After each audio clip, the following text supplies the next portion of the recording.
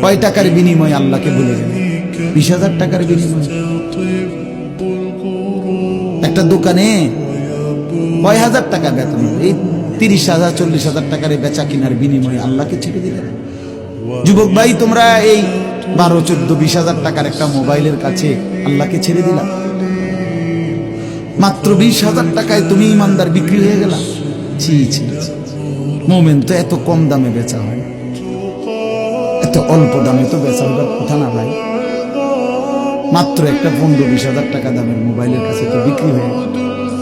নিজের ইমান, নিজের ইসলাম, নিজের আখিরাত, আল্লাহর সাথে সম্পর্ক, রাসূলের সাথে সম্পর্ক, ধর্মের সম্পর্ক, কোরআনের সম্পর্ক সব ছেড়ে দিলা, সব ভুলে গেলা।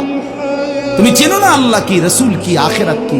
তুমি চিনছো শুধু মোবাইল, নারী, ছবি, নর্তকী, জিনা, ব্যভিচার, অসভ্য দৃশ্য, বন্ধুদের আড্ডা। না ভাই, এত কম দামে ইমানদার বিক্রি